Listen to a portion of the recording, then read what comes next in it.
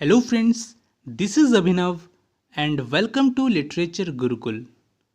तो फ्रेंड्स, आज की क्लास में हम लोग कंटिन्यू करने वाले हैं DSSB, TGT एंड PGT में पूछे गए प्रीवियस ईयर्स के क्वेश्चंस को। इसके पहले की वीडियो यानी कि पार्ट 1 में हम लोगों ने 30 क्वेश्चंस डिस्कस कर लिए थे। तो अगर आपने अभी तक उस वीडियो को नहीं देखा है तो उसे भी ज़रूर देख लीजिएगा। वीडियो आपको प्लेलिस्ट में मिल जाएगी। तो चलिए बाकी के क्वेश्चंस को डिस्कस करना स्टार्ट करते हैं। Question number 31, which work of John Dryden established him as an important literary critic. मतलब कि जॉन ड्राइडन के कौन से वर्क ने उनको एस्टैब्लिश किया as an important literary critic.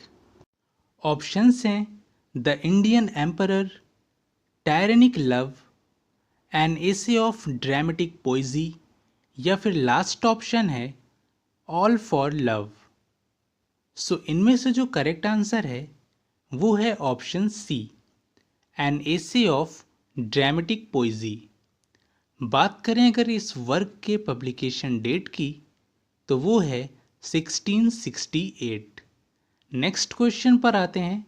Question number 32, according to professor Elton who is known as the prince of classicism, यानी कि प्रोफेसर एल्टन के अकॉर्डिंग प्रिंस ऑफ क्लासिसिज्म के नाम से कौन जाना जाता है।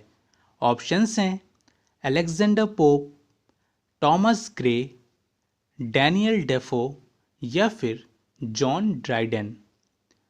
सो the correct answer is option A, Alexander Pope. Next question पर आते हैं। Question number 33, in which year John Dryden was made poet laureate, यानी कि कौन से ईयर में जॉन ड्राइडन पोएट लॉरेट बने। ऑप्शंस हैं 1644, 1668, 1697, या फिर 1700। सो इनमें से जो करेक्ट आंसर होगा वो होगा ऑप्शन बी, 1668। बात करें अगर जॉन ड्राइडन की तो ये फर्स्ट ऑफिशियल पोएट लॉरेट थे जिनका टेन्योर था 1668 से 1689 तक। आते हैं नेक्स्ट क्वेश्चन पर। Question number 34, Absalom and Achitophel is a dash, यानी कि जो ये वर्क का नेम दिया गया है इसका हमें जॉनरा बताना है। ऑप्शंस हैं पॉलिटिकल एलेगरी, रेस्टोरेशन ड्रामा, या फिर कॉमेडी ऑफ मैनर्स। सो इस क्वेश्चन का जो करेक्ट आंसर है वो है ऑप्शन ए, पॉलिटिकल एलेगरी। अगर बात करें इस वर्क के राइटर की तो वो हैं जॉन ड्राइडन। नेक्स्ट क्वेश्चन पर आते हैं। Question number 35, when was Dryden's first verse an elegy upon the death of Lord Hastings published. मतलब कि ड्राइडन की जो पहली वर्स है upon the death of Lord Hastings वो कौन से ईयर में पब्लिश हुई थी। ऑप्शंस हैं 1647, 1648, 1649, या फिर 1650। सो इनमें से जो करेक्ट आंसर है वो है ऑप्शन सी, 1649। नेक्स्ट क्वेश्चन पर आते हैं।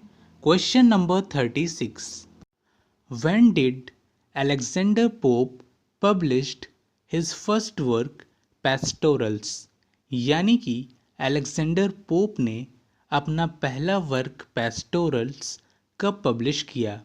ऑप्शंस हैं 1709, 1711, 1712, या फिर 1728।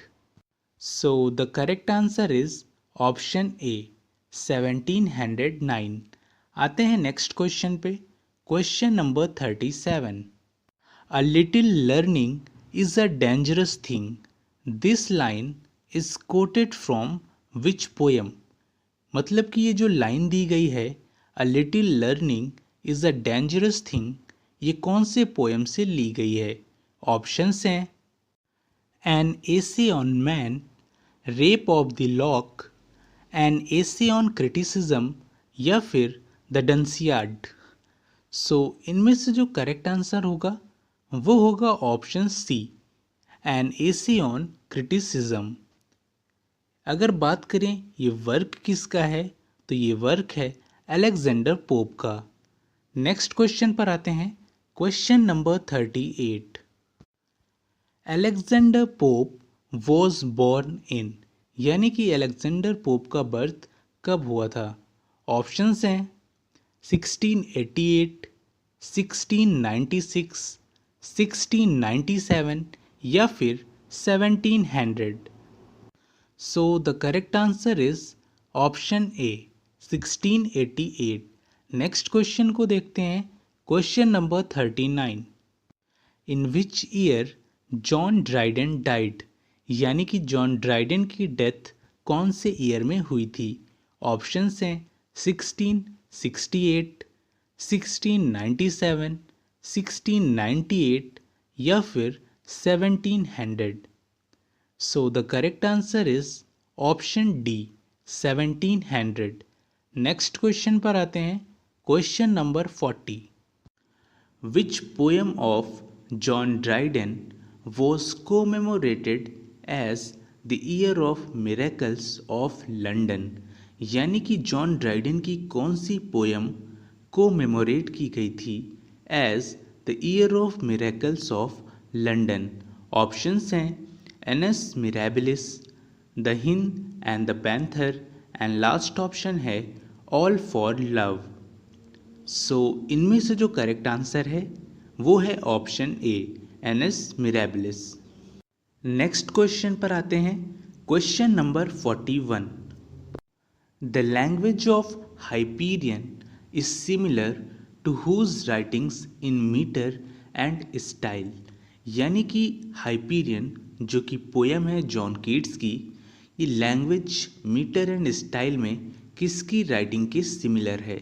ऑप्शंस हैं शेक्सपियर, ओविड, मिल्टन या फिर चॉसर। सो इनमें से जो करेक्ट आंसर है वो है option C, Milton. Next question को देखते हैं, question number 42। Whose image is used in the opening passage to characterize the fall of Dr. Faustus? Options are Mephistopheles, Lucifer, Icarus या फिर वैगनर। सो इनमें से जो करेक्ट आंसर होगा वो होगा ऑप्शन सी, इकैरस। नेक्स्ट क्वेश्चन पर आते हैं, question number 43। From which Greek legend Shaw took the title of his book Pygmalion? Options are famous doctor, famous sculptor या फिर famous philosopher। सो इनमें से जो करेक्ट आंसर है वो है option B, famous sculptor. Next question को देखते हैं, question number 44। Who said poetry springs from emotion recollected in tranquility? Options are Matthew Arnold, Samuel Taylor Coleridge, William Wordsworth या फिर एरिस्टोटल। सो इनमें से जो करेक्ट आंसर है वो है ऑप्शन सी, विलियम वर्ड्सवर्थ। इसकी जो कंप्लीट डेफिनेशन है वो ऐसे है, poetry is the spontaneous overflow of powerful feelings. It takes its origin from emotion recollected in tranquility। Next question पर आते हैं, question number 45। Who won the Nobel Prize for Literature in 1936? Options are Arthur Miller, RN. Tagore या फिर Eugene O'Neill. सो इनमें से जो correct answer है वो है option C, Eugene O'Neill. Next question को देखते हैं, question number 46। Who wrote Things Fall Apart? Options हैं मैथ्यू आर्नल्ड, चिनुआ अचेबे या फिर अर्नेस्ट हेमिंगवे। सो इनमें से जो करेक्ट आंसर है वो है ऑप्शन बी, चिनुआ अचेबे। बात करें इस वर्क के पब्लिकेशन डेट की तो वो है 1958। नेक्स्ट क्वेश्चन पर आते हैं, question number 47। Who won the Nobel prize for literature in 1973? Options are Patrick White, W.B. Yeats या फिर हेलेन गार्नर। सो इनमें से जो करेक्ट आंसर है वो है option A, Patrick White. Next question पर आते हैं, question number 48। Poets are the acknowledged legislators of the world is a famous claim by. Means ये जो क्लेम है या फिर ये जो लाइन है, poets are the acknowledged legislators of the world, ये किसने कही है? ऑप्शंस हैं John Keats, William Wordsworth, Matthew Arnold या फिर P.B. शेली। सो इनमें से जो करेक्ट आंसर है वो है option D, P.B. Shelley. Next question पर आते हैं, question number 49। How did the romantic poet John Keats die? यानी कि रोमांटिक पोएट जॉन कीट्स की डेथ कैसे हुई? Options are by drowning, of tuberculosis, of old age या फिर killed by a madman in an asylum. So इनमें से जो करेक्ट आंसर है वो है option B, of tuberculosis. Next question पर आते हैं, question number 50। April is the cruellest month occurs in. Means ये जो लाइन है April is the cruellest month किस में अकर होती है? ऑप्शंस हैं T.S. Eliot's the wasteland, W.B. Yeats the second coming, John Keats to autumn या फिर P.B. Shelley's ode to the west wind. So इनमें से जो करेक्ट आंसर है वो है option A, T.S. Eliot's the wasteland. बात करें अगर द वेस्टलैंड के पब्लिकेशन डेट की तो वो है 1922। नेक्स्ट क्वेश्चन पर आते हैं, question number 51। When was international phonetic alphabet IPA system developed? यानी कि international phonetic alphabet short form में जिसे हम IPA कहते हैं, ये कब डेवलप्ड हुआ?